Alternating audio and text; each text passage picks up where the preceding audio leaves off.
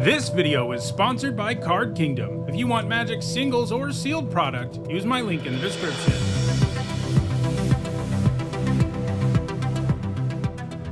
Hi everyone, I'm Neetsahone, and earlier today increases the chances of that happening, and if you really do warp this on turn 4, there's a pretty good chance you end up getting to draw a card and put a creature of some kind on the battlefield. It's a little less likely that you'll actually take advantage of the trigger when you cast it later, but if the card you draw with the trigger happens to be a creature or something else meaningful, you can put it directly on the battlefield. And it does this with lands too. That's just not particularly exciting overall, especially on turn 6. But yeah, we have potential here for 3-for-1 value because when things go right, you're going to get the trigger twice, and you get a 6-mana 7/5 body that your opponent can't really ignore. So this looks like a bomb to me. I'm giving it an A. Next up, it's Tezzeret Cruel Captain, which for 3 generic is a legendary Planeswalker Tezzeret at Mythic Rare, starts with 4 loyalty, and whenever an artifact you control enters, you put a loyalty counter on Tezzeret. He's got a 0 that untaps target artifact or creature. If it's an artifact creature, put a +1/+1 counter on it. He's got a -3 that says search your library for an artifact card with mana value 1 or less, reveal it, put it into your hand, and then shuffle. And he has a -7 that gives you an emblem with, at the beginning of combat on your turn, put 3 +1/+1 counters on target artifact you control. If it's not a creature, it becomes a 0/0 robot artifact creature. Being able to raise his loyalty just by playing artifacts is nice, and it also means that his -3 kind of gives you back a loyalty since you grab an artifact. He's also really cheap and really easy to cast, but I do think he has some problems in Limited, including the fact that he doesn't really have a removal mode, has only a kind of narrow way to protect himself by untapping something, and his -3 is highly restrictive. A lot of Limited decks aren't going to have very many targets for it. This set definitely has artifacts, but overall, Tezzeret doesn't feel like a Planeswalker that's going to go wild in Limited. His effects are too small and not good at helping him stay around or impact the board in a super meaningful way. He definitely needs a build-around grade because I think he just won't be good in your typical deck in the format. He'll be like a D. I mean, most decks in the format will have enough artifacts that he's not an F, but if you had like 10 or more artifacts, I could see him reaching the B- level. Next up, it's Alfariel, Dreaming Acolyte, which for 1 generic, a blue and a black, is a 2/3 legendary human cleric at uncommon. When it enters, you draw 2 cards and discard 2 cards unless you discard an artifact card, and during your turn, it has Death Touch. So even without the artifact clause, I'm in on a 3-mana 2/3 that loots twice. That lets you dig deeper into your deck and see lots of cards while also loading the graveyard for value, which is what the blue-black deck wants to be doing in the format. And he's almost always going to be a relevant attacker too because of Death Touch. I'm giving it a B-. Next up, it's Biomechan Engineer, which for a green and a blue is a 2/2 Insect Artificer at uncommon. When it enters, you create a Lander token. This is a new type of token in the set. It's an artifact with 2 generic, tap, sacrifice. Search your library for a basic land card, put it on the battlefield tapped, and then shuffle. And you can pay 8 generic and draw 2 cards and create a 2/2 colorless robot artifact creature token. So I'm already really in on a 2-mana 2/2 that makes a Lander token when it enters. These Lander tokens are going to be pretty good.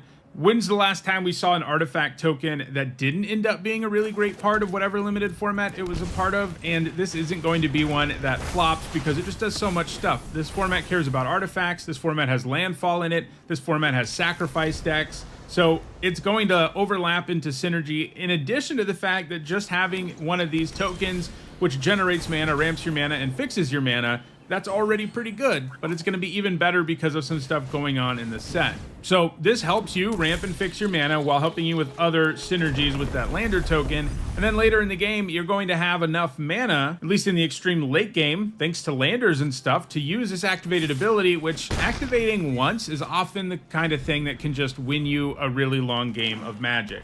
So this delivers a ton of value. I'm starting it at a B+, and like, I wouldn't be shocked if it's an A- level uncommon. Next up, it's Biotech Specialist, which for a red and a green is a 1/3 Insect Scientist at rare. When it enters, you create a Lander token, and whenever you sacrifice an artifact, this creature deals 2 damage to target opponent. So another good 2-drop, 2-mana 1/3 that gives you a Lander, and in this case, you get to use those Landers to generate more than just value for your mana base and stuff, because every time you sacrifice one, you get to do 2 to your opponent. Works with other artifacts too, so this delivers a lot of value up front and has an effect that can grind out some wins, giving it a B+. Next up, it's Cosmogoyf, which for a red and a green is a rare elemental Lurgoyf, and its power is equal to the number of cards you own in exile, and its toughness is equal to that number +1. So the absolute ceiling here is a big vanilla creature, and you have to do some work to make it even reach that ceiling, and by the time you can play this and have it actually be big, it's not going to be that relevant because there will be other big creatures around. It's also an awkward nombo with the warp mechanic because you ultimately end up casting your warp cards from exile, which will shrink Cosmogoyf. So this is going to be a really inefficient creature early, and then by the time it's big, if it ever gets big, it's not going to be that impressive. I think it's just an F. It's going to be a card that has a minimal impact on the game more often than not. Next up, it's Diadrine Synthesis Amalgam, which for an X, a green, and a white is a 0/0 legendary artifact creature construct. At rare, it's got Trample. It enters with a number of +1/+1 counters on it equal to the amount of mana spent to cast it. Whenever you attack, you may remove a +1/+1 counter from each of 2 creatures you control. If you do, draw a card and create a 2/2 colorless robot artifact creature token. So this is always going to be an efficient trampler. It can be a 2 mana 2/3 or a 3 mana 3/4 and so on, and it scales all game long. Its other ability doesn't allow it to do stuff with the trigger all on its own, since you need counters on 2 different creatures. But when you do have that, which looks doable in green-white, a color pair that's about +1/+1 counters in this format, removing some of those counters to straight up draw cards and get a body is going to feel really good. And it's an attack trigger, so you don't even have to risk Diadrine to get a chance at doing that. So this looks good to me overall. I'm giving it a B+. Next up, it's Gene Morph Imago, which for a green and a blue is a 1/3 insect druid. At rare, it's got flying. Whenever a land you control enters, target creature has base power and toughness 3/3 until end of turn. And if you control 6 or more lands, that creature has base power and toughness 6/6 until end of turn instead. So if nothing else, this can buff itself with landfall, meaning if you play this on 2 and then play a land drop on the next turn, which is highly likely, this is going to feel like a 2 mana 3/3 flyer, and that's pretty good. It's going to do a lot of damage in the early game, and because this landfall trigger gets better late, by the time you reach a point in the game where a 3/3 is no longer that exciting, you can just start making things into 6/6s. And oftentimes the Imago is going to be the best thing to buff because of its flying, but you can use it on other stuff too that might have other abilities that make it even better when you change its stats. So this looks really good to me, giving it a B+. Next up, it's Halia Ascendant Cadet, which for 2 generic, a green, and 2 white is a 3/3 legendary human soldier at uncommon. When she enters or attacks, you put a +1/+1 counter on target creature you control, and whenever 1 or more creatures you control with +1/+1 counters on them deal combat damage to a player, draw a card. So a 5 mana 3/3, especially with 2 white pips in the cost, is pretty bad, but her enters or attacks trigger does result in you getting something out of her when she comes down, especially if you put the counter somewhere else, which I recommend in most cases, and she can keep on delivering value thereafter. Her combat damage trigger will be available for you the turn she comes down a decent chunk of the time too, since you can put that counter on something else. Like if you put it on a flyer or something else you know can get in, it's going to feel really good because you get to draw a card right away. So she has a pretty bad baseline, but she can snowball value pretty impressively. I'm giving her a B-. Next up, it's Infinite Guideline Station, which for 1 mana of each color is a 7/15 legendary artifact spacecraft at rare. So spacecraft is a new thing in this set, of course, and that means it comes with the station mechanic, which means you can tap another creature you control to put charge counters equal to its power on a spacecraft, and you station only as a sorcery. And then with all of them, once they get enough charge counters, they start doing something. In this case, you get something even before that, because when it enters, you create a 2/2 colorless robot artifact creature token for each multicolored permanent you control. And when it gets to 12 or more charge counters, it's a 7/15 with flying. And when it attacks, you draw a card for each multicolored permanent you control. So most of the time, you're going to pay 1 mana of each color for a 2/2 token up front, and that sounds terrible. It does help you station this, and once you have it stationed, obviously it gets to be a lot stronger. It can win the game in the air and draw you cards. But this set has such a small multicolored theme that it's going to be tough to generate a lot of value with this, and it just being a big flyer is going to be how it feels most of the time. I do think a lot of people are underrating stationing to a certain extent. I think people are thinking like, how am I going to have time to tap my creatures? But there are lots of times in limited games where there are boards where attacking doesn't help you that much, and it's better to put charge counters on a creature like this. And I think these are going to become creatures more frequently than people expect. But this one does worry me in terms of its viability in limited, mana bases, even with lander tokens around, aren't going to be so good that it's easy to cast. And this set doesn't have a preponderance of multicolored cards. The only ones at uncommon are one signpost uncommon in each color pair. So there are 10 at lower rarities, in other words. So you're highly reliant on getting cards that are not going to be cards you see all the time for this to really go off. And I think you need to be getting at least 2 robots out of this to feel good about it. So just getting 1, which is going to be the usual outcome, just isn't going to do it. So yeah, between the difficult casting cost and then like the additional setup it requires to really be worth using, I think all of that just means it's an F in limited. Next up, it's Interceptor Mechan, which for 2 generic, a black, and a red is a 2/2 artifact creature robot at uncommon. It's got flying, and when it enters, you return target artifact or creature card from your graveyard to your hand, and it has void, which means you get something else out of this. If a non-land permanent left the battlefield this turn, or a spell was warped this turn, in this case, you put a +1/+1 counter on this at your end step. 4 mana 2/2 flyers really don't fare well in limited. We've seen that set after set recently. But this one comes with an enters trigger, offsetting that usual problem. That problem being that they can die to multiple 1 mana removal spells in the format. In this case, you don't care too much if they do it because you got a card back. And while I think stationing is going to be easier than people think, I think triggering void is going to be harder because this is a mechanic. We've seen a mechanic like it time and time again. Morbid and similar mechanics, Revolt. And they're all way harder to trigger in the window you need to trigger them than it seems. So I'm a little low on Void overall, but this card's already good without Void. And because it has Void, it can actually become a pretty relevant flying body. Like even if you just get 1 counter on this, which I think will be doable, even if it's not automatic, even just getting 1 counter on it though does make it quite good. I'm giving this a B-. Next up, it's Memnon Uthros Exile, which for 1 generic, a blue and a red, is a 1/3 legendary jellyfish advisor at uncommon. It's got flying, and whenever an artifact you control enters, you put a +1/+1 counter on target creature.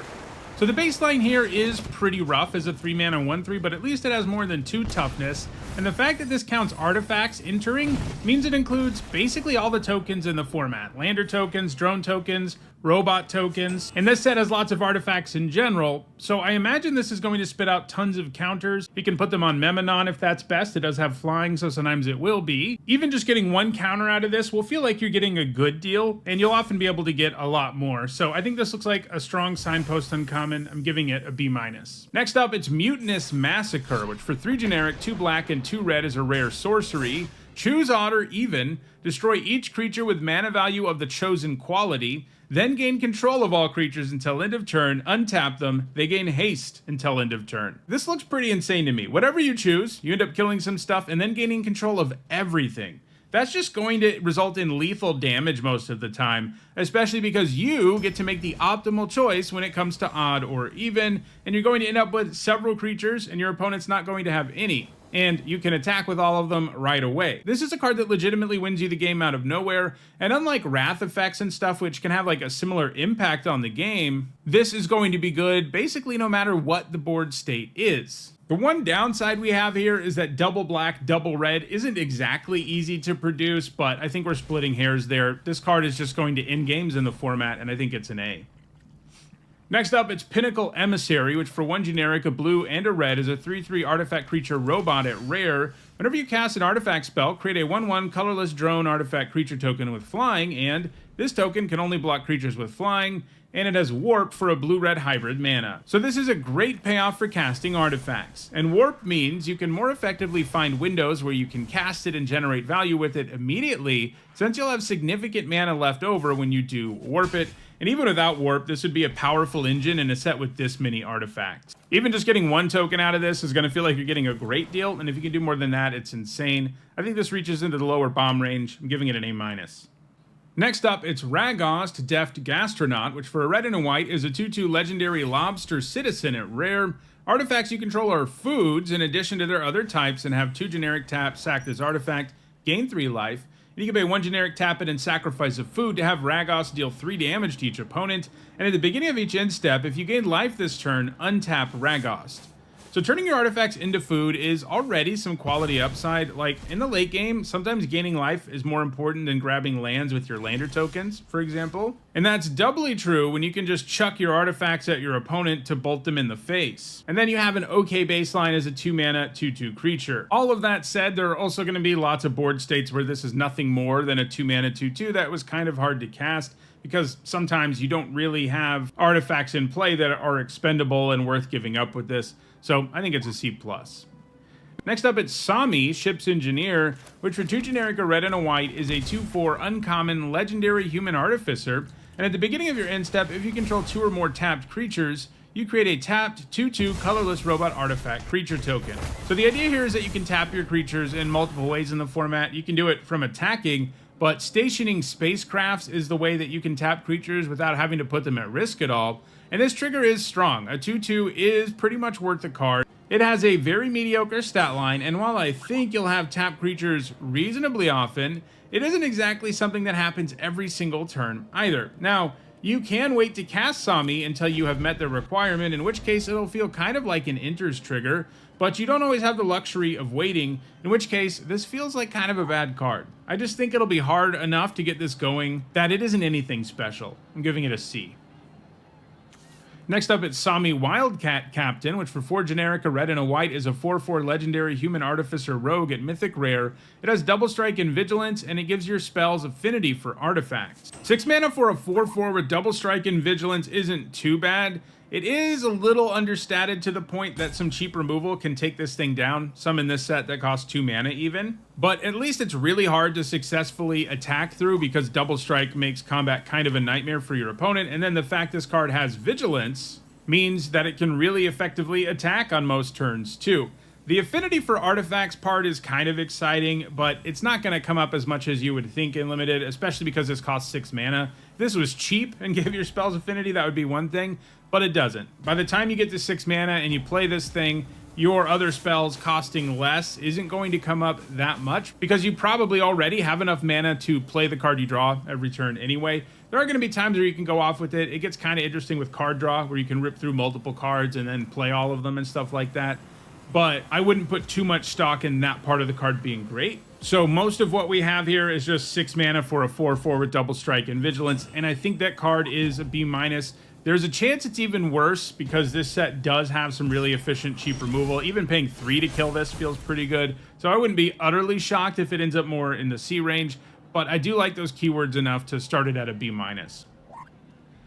Next up, it's Siege Ship Brood Tender, which for a black and a green is a 2/3 insect citizen and uncommon. When it enters, you mill 3 cards, and you can pay 3 generic, a black and a green, and sacrifice it to reanimate a spacecraft or creature from your graveyard. Activate only as a sorcery. So I always love signpost uncommons that are both payoffs and enablers, and that's what this is. It mills stuff, which will allow you to set up your other graveyard stuff in the black-green deck, which is all about the graveyard, of course. And then it is a payoff for getting stuff into your graveyard, since it can just straight up reanimate something. Throw in the fact that it has a pretty good stat line that means it's a formidable creature on turn 2, as well as the fact that it's just a good card at like all stages of the game. If you draw this really late, you'll be able to immediately reanimate something, which is going to feel pretty good on board states where a 2-mana 2/3 doesn't matter that much. So this looks really good to me overall. Most of the signposts do in this set, really, giving it a B. Next up, it's Singularity Rupture, which for 3 generic, a blue, and 2 black is a rare sorcery. Destroy all creatures, then any number of target players each mill half their library, rounded down. A 6 mana Wrath isn't great in limited most of the time. Like, if you manage to draft a legit control deck, this can be pretty good. But being this expensive means you have to survive a while to get there, and even then there are many awkward situations with this, even in a control deck. Milling your opponent can be worthwhile sometimes for sure, as can milling yourself, but symmetrical Wraths like this just have a hard time really being consistently good and limited. Even if they do have some incredible upside, there are also lots of situations where they don't really do anything meaningful. Like, if you're at parity, it's not an especially useful card. I'm giving this a C+. Next up, it's Space-Time Anomaly, which for 2 generic, a white and a blue is a rare sorcery. Target player mills cards equal to your life total. So pure mill cards in Limited are rarely very good. They kind of need to be mill engines that can do it a lot over the course of the game. Cards that are like one-shot mill don't tend to play very well, especially when they don't add to the board or do anything else. And this definitely doesn't. It's tempting to think about this milling 20 cards, but most of the time you're not going to have 20 life when you cast it. And even when it does mill 20 cards, you spent 4 mana, didn't add to the board, might have helped your opponent with graveyard nonsense, which increases their chances of killing you before they run out of cards anyway, in which case this card basically does nothing. It does get a little bit interesting when you have recursion, or multiple copies of it. Like, it does get better in those situations, because then casting this twice can be more of a legitimate win condition, but even that is pretty far from a guarantee. This is just too one-dimensional and too dependent on what your life total is to be good and limited. I'm giving it an F. Next up, it's Station Monitor, which for a white and a blue is a 2/2 Lizard Artificer at uncommon. Whenever you cast your second spell each turn, you create a 1/1 colorless drone artifact creature token with flying, and this token can block only creatures with flying. This is a great payoff for casting an extra spell in a turn, and that's what blue-white's about in this set. And the ideal thing to do is wait to run it out until you have a turn where you can double spell. That way you get the value immediately, so even if your opponent untaps and kills it, you're already way ahead because you have a body. If you're in blue-white, you're going to be playing lots of cheaper spells to really help you enable this sort of thing. Void is going to work pretty nicely with this too, since some Void costs are really cheap. So overall, this looks really great to me. It's just going to generate a lot of value in blue-white decks. It's going to be an important card in them, giving this a B+. Next up, it's Servandum, Sunstar Exemplar, which for a black and a white is a 2/2 legendary human knight at rare. It's got Vigilance and Menace. Whenever another creature you control dies or is put into exile, put a +1/+1 counter on Servandum and you gain 1 life. When Servandum dies or is put into exile while its power is 4 or greater, destroy up to 1 target non-land permanent. So this looks really good. I'm already pretty happy with a 2-mana 2/2 with Vigilance and Menace, even when you can only cast it on turn 2 kind of inconsistently. And then this ability to grow can be a very real problem for your opponent. Also, I like that it has 4 power or more. It doesn't have to be 2 counters on him or something like that. So equipment and combat tricks can sometimes allow you to turn his death into significant value, giving him a B+. Next up, it's Servandum the Lucent, which for 2 generic, a white, and 2 black is a 4/4 legendary human knight at uncommon. It's got Death Touch and Lifelink, and whenever it enters or attacks, other creatures you control get +1/+0 and gain Death Touch until end of turn. This is a legitimate buff that can make almost anything into a relevant attacker, and offering it again on attacks is pretty scary. His own stat line, though, is not great, even with Lifelink and Death Touch in the mix, especially when you consider the double black you have to produce. Still, I think he does enough to be a B-. Next up, it's Tanuk, Memorial Ensign, which for 1 generic, a red and a green is a 2/4 Kabu Pilot, a legendary one, at uncommon, and it has a landfall trigger, and it does 1 damage to each opponent, and if this is the second time this ability has resolved this turn, you draw a card. Landfall to do 1 damage is not exactly a powerful thing in Limited. We've seen that numerous times, including in the last set. But he has an okay body and will draw you an extra card on occasion. And anytime he does that, he'll feel especially good. Landers will help you go off with him too. I am a little worried that you're not going to be able to draw a card with his ability often enough, though, for him to be great, giving him a C+. All right, let's move to artifacts now, starting with All Fate's Scroll, which for 3 generic is an uncommon artifact that can tap for 1 mana of any color, and you can pay 7 generic and tap it and sacrifice it to draw X cards, where X is a number of differently named lands you control. So in most sets, a 3-mana mana rock that taps for mana of any color is bad, because it doesn't add to the board, it doesn't feel great to not add to the board on turn 3, nor is it a very good top deck. Like, you have to get one of these at the exact right time, or be in a slow enough format that playing it on 3 doesn't hurt you. But this one does have legit upside. In most decks, it'll draw you at least a couple cards in the late game, and it has potential to draw even more of them. We're going to see lands later in this video, and there are enough of them around for you to be able to draw a decent number of cards with this, but you really need to have a deck that can consistently have 3 or 4 lands with different names in play for this to be worth playing at all. And even then, the ceiling's not like insane. So I think this is an F in most decks, and probably a C in the exact right kind of deck. A deck that's really good at ramping, a deck that really wants fixing, and a deck that has lots of lands with different names. Next up, it's Bygone Colossus, which for 9 generic mana is a 9/9 robot giant at uncommon, an artifact creature, and it is warped for 3 generic. So Warping this is largely meaningless. There are a few things you can do. You can trigger artifact payoffs. The most notable thing you can do with this is that you can use it to station something. So put 9 charge counters on something. And that sounds exciting, but I'm not that into it at all, really. Mostly because it's just all in on doing that. Is using up an entire card for the sake of stationing something worth it? My guess is no. Like, you want your cards that are doing the stationing to be okay cards to begin with, that are creatures that you can put into play. Playing this on turn 3 and hoping that you have a space station in play so that you can turn it into a creature and thus actually add to the board is not where you want to be. Like, there are going to be lots of times where you just can't warp this and do anything meaningful with it. And it's not like a 9-mana 9/9 is great. I mean, it's nice that it's just sort of out there, and if you ever get to that much mana, you can cast it. But overall, this looks like a really one-dimensional card that is all about stationing. And we rarely see cards that are like all in on one really specific thing in a format actually work. Like we saw it with cards that cared about vehicles and Aether Drift. That said, it had lots of vehicles, but almost all of the all-in on vehicle cards were pretty bad. And this kind of feels like the same thing, only with spacecraft. So I think it's probably an F. Next up, it's Chrome Companion, which for 2 generic is a 2/1 artifact creature dog at common. When it becomes tapped, you gain a life, and you can pay 2 generic and tap it to put target card from a graveyard on the bottom of its owner's library. So this has really mediocre stats, a very small effect for tapping it, and an effect that is really inefficient at hitting on the graveyard, or helping you recycle your cards. It is a 2-drop artifact, and that likely has some value, but it's the kind of 2-drop card that you're only going to play when you're desperate. I'm giving it a D. Next up, it's Dauntless Scrapbot, which for 3 generic is an uncommon artifact creature robot at uncommon. It's a 3/1, and when it enters, you exile each opponent's graveyard and create a lander token. This is a quality card. The stat line is bad, but this gives you 2 artifacts, something that has significant value in this set to begin with, and landers are an amazing way to fix and ramp your mana. This will generate a 2-for-1 most of the time, and that's enough for me to want to play this despite the stat line. I'm giving this a C+. Next up, it is Dawnsire Sunstar Dreadnought, which for 5 generic mana is a legendary mythic rare spacecraft with station. And when it gets 10 or more charge counters, when you attack, Dawnsire deals 100 damage to up to 1 target creature or planeswalker. And when you get it to 20 or more charge counters, it becomes a 20/20 flyer. So this does stone nothing until you station it, but if you can get 10 charge counters on this thing, you get to kill something every time you attack, and that's really powerful. And if you can ever get to 20, obviously it's going to end the game. While I do think it'll take some work, I think both of those things are actually doable.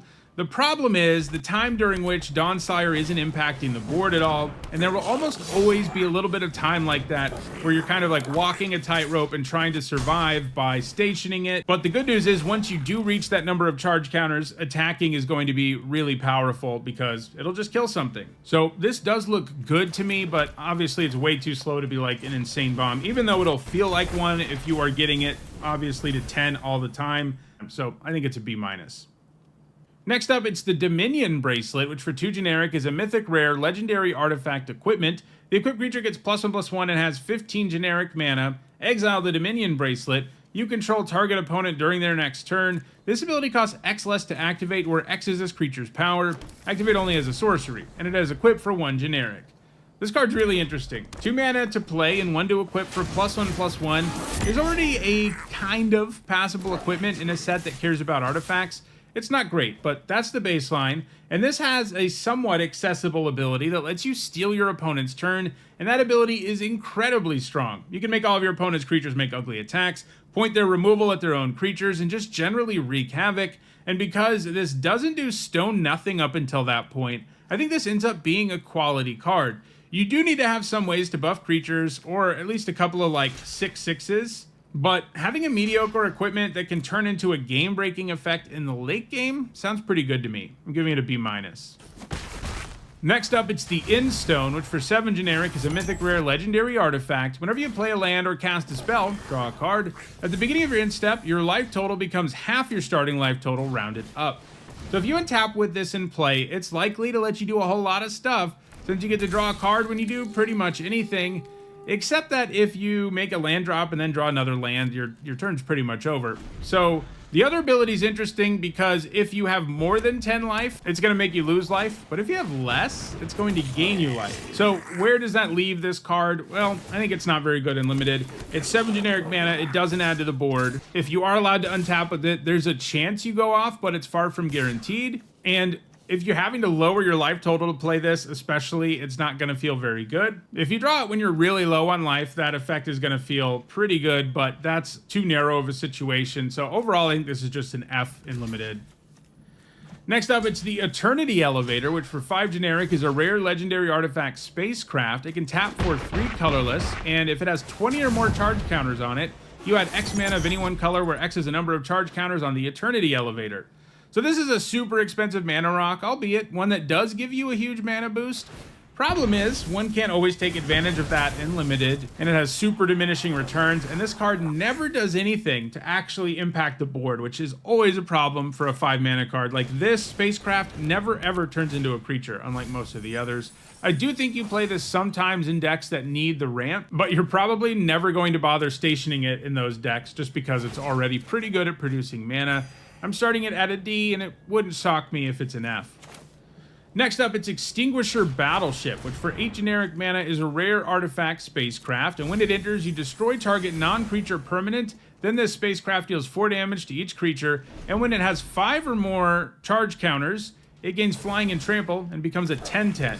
So 8 mana is a lot, but destroying a non-creature and doing 4 to everything is likely to have a huge impact on the board, and then almost anything you draw will be able to be used quickly to turn this into a 10/10, which can happen really quickly, since it only needs 5 counters.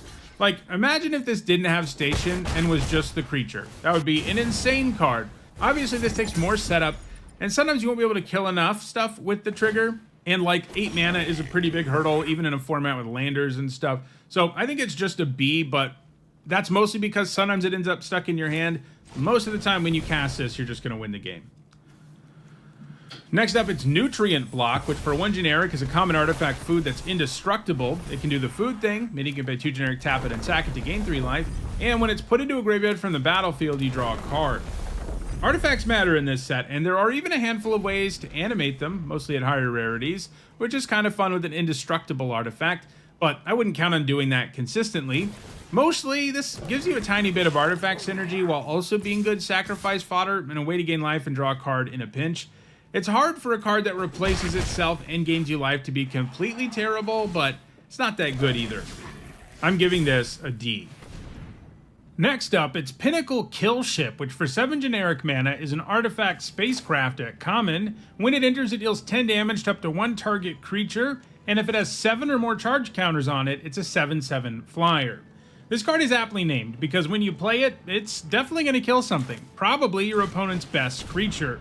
A 7 mana 7/7 flyer that kills another creature when it enters would be an absolutely incredible card, and this is obviously several steps below that because it takes some work for it to become a creature, and even if you can make it a creature right away, you do have to tap down some other things to do it. But I still think this looks like a quality card, one that most decks in the format, except for maybe the most aggressive, are going to feel fine about playing. I mean, it generates a 2-for-1, even though it may be a clunky one. It does give you one of those, and it's an artifact in a set where that matters, it's a spacecraft in a set where that matters. So I think this ends up being a C+, and honestly, I could see it going a little higher.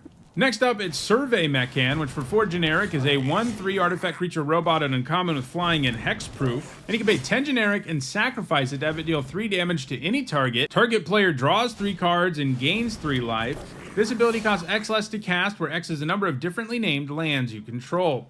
This looks like a legit build around. While the main set doesn't have an enormous number of good non-basic lands, the set's bonus sheet is all lands. So there are going to be a lot of them floating around, and if you can use this ability for like 5 or 6, which seems doable, you're going to be in business. Now, a 4 mana 1/3 with flying and hexproof isn't a great baseline, though it is nice. You can put auras and equipment and counters on this and not have to worry about what might happen to it, but this does need a build around grade to be sure. If your deck just has 2 lands with different names, it's probably a D at best, but if you can get up to 5 or more, it's probably a B-.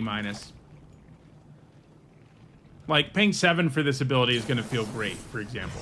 Next up, it's Thaumaton Torpedo, which for 1 generic is a common artifact, and you can pay 6 generic and tap it and sacrifice it to destroy target non-land permanent, but this ability costs 3 generic less to activate if you attacked with a spacecraft this turn. So if this always let you pay 3 to destroy a non-land permanent, it would be a really good deal. And the fail case here of costing 6 isn't completely horrendous, especially in a format where it looks like you'll have reasons to play artifacts to begin with. That said, attacking with a spacecraft is pretty far from automatic. Just controlling one is relatively easy, but you also have to be able to attack with it to really make this efficient, so I think this ends up being a C. Next up, it's Thrumming Hive Pool, which for 6 generic is a rare artifact with affinity for slivers. Slivers you control have double strike and haste, and at the beginning of your upkeep you create 2 1/1 colorless sliver creature tokens. So slivers are back, but it's kind of like Eldrazi. They just sort of have a one-shot card in this set, because it turns out there are some of these Eldrazi and slivers lurking out in the edge of eternity. And that matters because it means that affinity for slivers really doesn't matter unless you happen to have multiple Thrumming Hive pools. So mostly what you're getting here is a 6 generic mana artifact that makes 2 1/1s with double strike and haste during your upkeep. That's pretty good, but it does mean you pay 6 to get this going, and it means that you're not adding to the board until your next upkeep, and that is a serious liability. There will certainly be games where this runs away with the game because the value it generates is so good, but you've got to account for the games where this ends up stuck in your hand because you can't hit your 6 mana, and the games where you play this, but you're not adding to the board right away. That gives your opponent an opening to very likely kill you if you're not careful, so I think that holds us to a C+. Next up, it's Virulent Silencer, which for 3 generic is a 2/3 robot assassin at uncommon. Whenever a non-token artifact creature you control deals combat damage to a player, that player gets 2 poison counters. So this is mostly just a 3 mana 2/3 artifact creature. The poison upside will almost never come up, as we've seen in other sets with one random card that does poison things. It does work nicely with the drone 1/1 flyers, like I guess that's kind of the idea here, but you're still not going to be able to poison your opponent out most of the time with this. I'm giving it a D-. Next up, it's Wormwall Sweeper, which for 2 generic mana is a 2/2 artifact spacecraft at common. When it enters, you surveil 2, and when it has 4 or more charge counters, it becomes a 2/2 flyer. So if this was 2 mana for a 2/2 flyer that surveilled 2 when it entered, it'd be a B. That's just really good value. This isn't quite that, as you need some stationing for it to reach that point, but it doesn't ask for that much of it. So I think this looks solid. I'm giving it a C. All right, let's move now to the lands. First up, we've got Adagia, Windswept Bastion, which is a mythic rare land planet. It enters tapped, it can tap for white, and these planet lands at mythic rare all also have station. And when this one gets 12 or more charge counters, you can pay 3 generic and a white and tap it to create a token that's a copy of target artifact or enchantment you control, except it's legendary. Activate only as a sorcery. This activated ability has some serious value in the later stages of the game, and it will definitely be able to make sure you continue to add to the board to pressure your opponent, something that feels pretty good when you're in top deck mode. Most decks will just have enough artifacts and enchantments to make use of this, so it's worth the downside of entering tapped. So I think this looks like a B-. You know, you're not always going to be able to station it, but the fail case is still a land, and you need those, and it doesn't really take up a real slot in your deck, and yet it's a land that can turn into a pretty legitimate win condition in the later stages of the game. We've also got 5 of the shock lands in this set, like Breeding Pool here, which is a rare land forest island, meaning you can tap for green or blue, and when it enters, you may pay 2 life, and if you don't, it enters tapped. That's how all of them work. They all have 2 land types, meaning they can tap for either of those colors, and then you can choose to shock yourself or have it entered tapped when it enters. So these always provide great fixing. You're always happy to play them, whether they are in your primary color or helping you splash. I'm giving this a B-. Next up, it's Command Bridge, which is a common land that enters tapped, and when it enters, you sacrifice it unless you tap an untapped permanent you control, and you can tap it to add 1 mana of any color. Both entering tapped and requiring you to tap a permanent is a pretty real bummer, but it's possible for some stuff in like red-white to take advantage of actually tapping something, and it gives you mana of any color, and it's flexible about what you can tap at least, but it does look like it's clunky enough that it's not like amazing fixing, but it's certainly solid, giving it a C. Next up, it's Avendo, Waking Haven, which is a mythic rare land planet that enters tapped. It can tap for green, and when it gets to 12 or more charge counters, you can pay a green and tap it to add green for each creature you control. So this becomes Gaia's Cradle when you get enough counters on it. But part of what makes Gaia's Cradle really good is that you can play it early and produce multiple mana with it, right? That's not the case here. You're going to play this early, it's going to enter tapped, and you're going to use windows when you can, I guess, to put counters on this. But then, by that stage of the game, being able to produce a ton of mana is a lot less likely to matter. I think this is going to feel like a forest with downside, more often than it feels like a forest with upside, giving it a D. Next up, it's Caveron Memorial World, which is a mythic rare land planet that enters tapped, can tap for red, and when it gets to 12 or more charge counters, you can pay 1 generic and a red, tap it, and sack a land to create a 2/2 colorless robot artifact creature token. Then creatures you control get +1/+0 and get haste until end of turn. So this one looks really great to me. That activated ability is great in the later stage of the game when you're going to be at a point where you can actually get enough counters on this. Adding a body to the board and buffing everything, obviously that means the robot itself can attack as a 3/2. Like, that's an effect that can win the game in a single activation. And even when it's not doing that, the fact that you can give up lands to put bodies on the board is going to feel pretty good. So this one looks great to me. It's a value engine that can win the game, in addition to just being a land that is useful early because it's a land, giving it a B+. Next, it's Secluded Starforge, which is a rare land that can tap for colorless. You can pay 2 generic and tap it, and tap X untapped artifacts you control, and target creature gets +X/+0 until end of turn, activate only as a sorcery, and you can pay 5 generic and tap it to make a 2/2 colorless robot artifact creature token. I think this is a solid utility land, especially because of the ability to make creature tokens. The ability to buff power is a lot more finicky and a lot more risky because it asks you to do so much stuff, and if you don't have a creature that can get in or attack a lot better, it's not going to be worth it a lot of the time. But the fact that this can just churn out tokens in the later game after producing much needed mana for you in the early game is pretty good. When you look at a land in Limited that only produces colorless, you always have to judge whether or not they do more harm than good, since they're so bad for your mana base. But I think this one does enough to make the cut in most decks, especially artifact ones, giving it a C+. Next up, it's Suzur Sukundi Void Altar, a mythic rare land planet that enters tapped. It can tap for black, and when it gets 12 or more charge counters, you can pay 1 generic and a black and tap it and pay 2 life and sacrifice a creature to draw cards equal to the sacrificed creature's power. Activate only as a sorcery. So this is another nice activated ability. It doesn't add to the board the way the red planet does. In fact, it subtracts from it, but it can draw you a significant number of cards, and I think that's going to be pretty good value late, giving it a B-. Next, it's Uthros Titanic God Core, which is a mythic rare land planet that enters tapped. It can tap for blue, and when it gets 12 or more charge counters, you can pay a blue and tap it to add blue for each artifact you control. So we saw one that is Gaia's Cradle once you station it, and this one is Tolarian Academy, more or less, when you station it, but it has the same problem. The Academy is really good because you can play it early and produce a bunch of mana with it and ramp in a really effective way. By the time you can actually use this, all of that mana doesn't really matter. So this one is another one that's going to feel like an island with downside more often than an island with upside. So I think it's a D.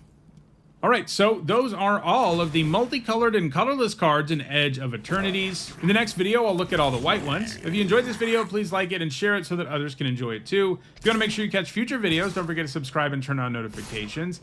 And if more of the set review is out by the time you're watching this, you should see a playlist on your screen shortly. Thanks for watching.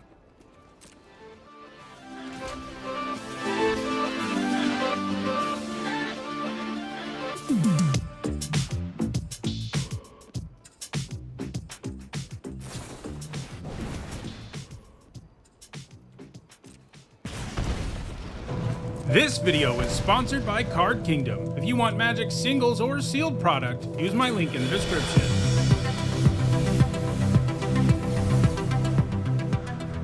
Hi everyone, I'm Hone, and in this video I'm continuing with my Edge of Eternities limited set review. I've already looked at all the multicolored and colorless cards, and in this video we're looking at all the white ones. For each of these cards, I'll discuss how I think they'll perform in Limited, that means draft and sealed, and I'll punctuate each evaluation with a letter grade. If you're new to my set reviews and unsure of what my letter grades mean, you can find a guide in the description for this video. There are some important things to keep in mind as I review each of these cards. First, because we're only talking about draft and sealed, I'm only going to be talking about cards that can be found in play boosters. And I'm also only talking about cards that are in the main set. Later on, I'll be taking a look at all of the special guests and bonus sheet cards. These are also my evaluations of these cards before it's possible to even play the new format, because my goal is to have the set review ready for you in time for the pre-release, and that means I'll be wrong about some stuff, but as the format comes into focus, I'll do videos talking about how the format is panned out. Lastly, I want to let you know that there are some set review related perks for being a channel member or a patron. You get access to my ongoing set notes during preview season, and you'll also get a spreadsheet with all of my grades once the set review is complete. If those perks interest you, check out the description, where you can find out how to support the channel using one of those methods. Alright, without further ado, let's dive in with a look at all the white cards in Edge of Eternities. First up, we have All Fate's Stalker, which for 3 generic and a white is a 2/3 Drix Assassin at uncommon. When it enters, you exile up to 1 target non-assassin creature until this creature leaves the battlefield, and it also has Warp for 1 generic and a white. This is an alternate casting cost, and if you cast it that way, you exile it at the beginning of the next end step, and then you can cast it from exile on a later turn. This looks really good, and it has a cool design too. When you warp it, you're more frequently going to use it to blink your own creature for value, though sometimes you'll be able to use it to permanently get rid of a token or get a blocker out of the way that your opponent has. But then, when you cast it normally, it's going to be a really good card like all Banisher Priest-like creatures are. Adding to the board and removing something is just an incredible play in every limited format, and this is more flexible than most versions of this effect because of the blink upside. This looks like a B+ to me, and it's in the conversation for being white's best uncommon.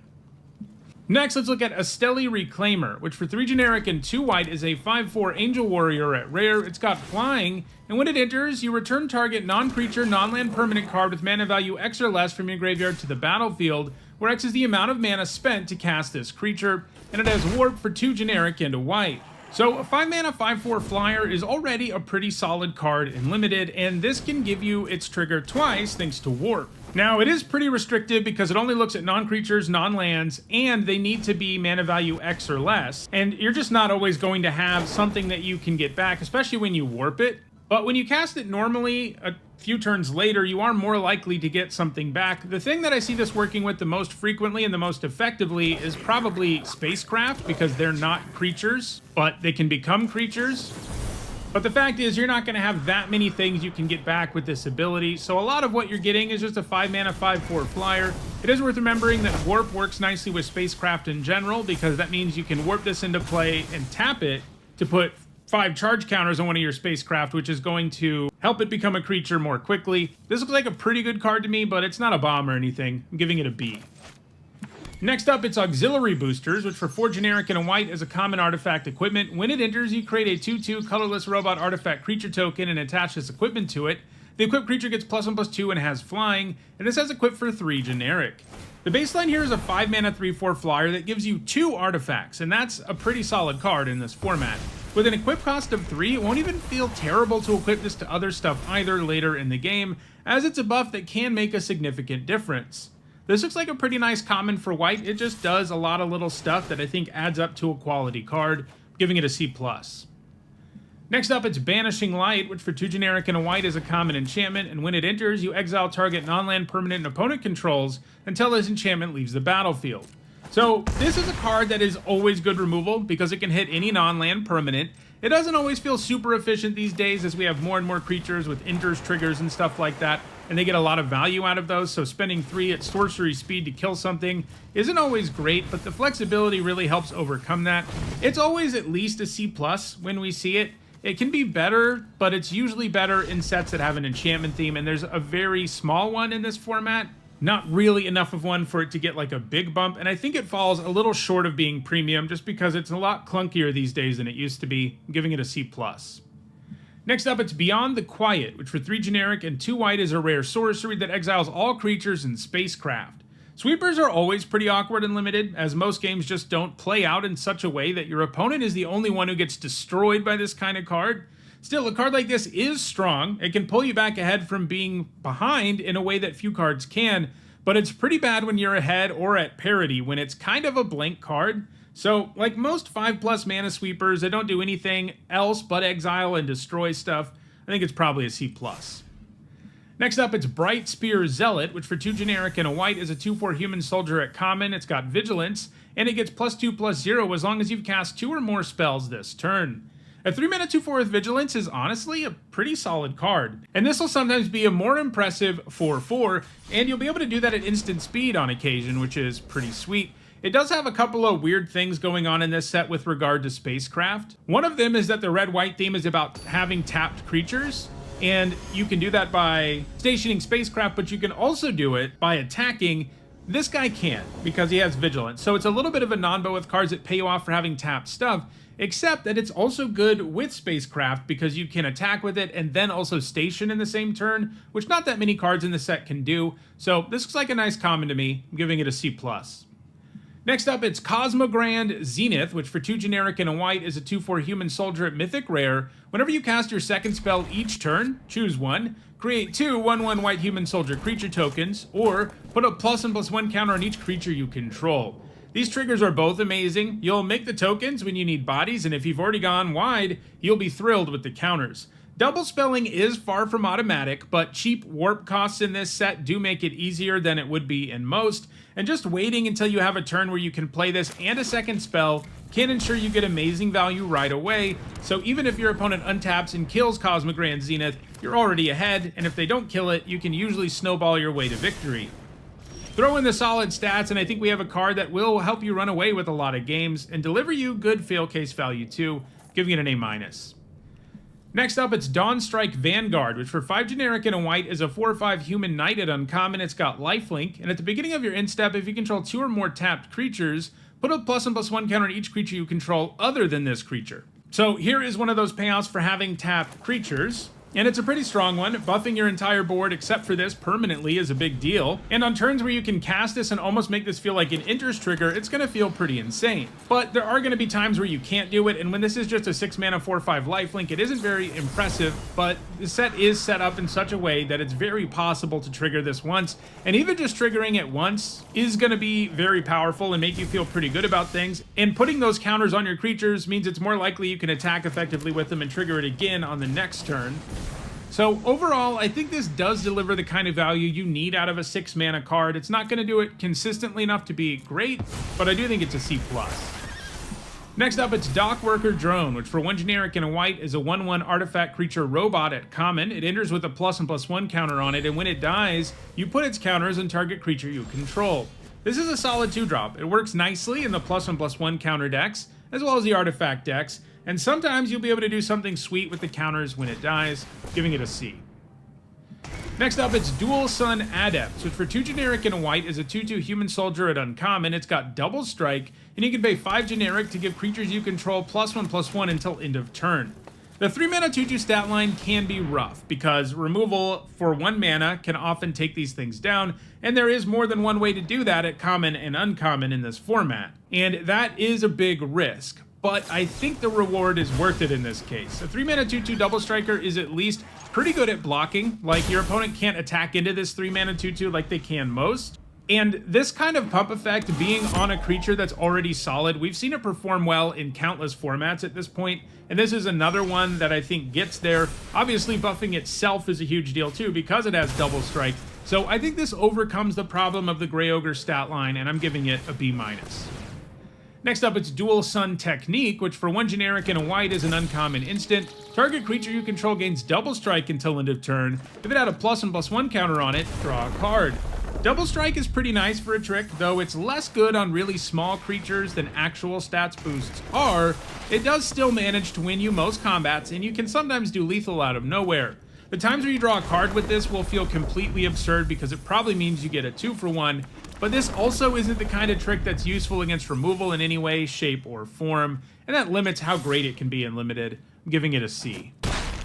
Next up, it's Emergency Eject, which for 2 generic and a white is an uncommon instant. It says destroy target non-land permanent. Its controller creates a lander token. This is an artifact with 2 generic, tap, sacrifice this token, and search your library for a basic land, put it onto the battlefield tapped, and then shuffle.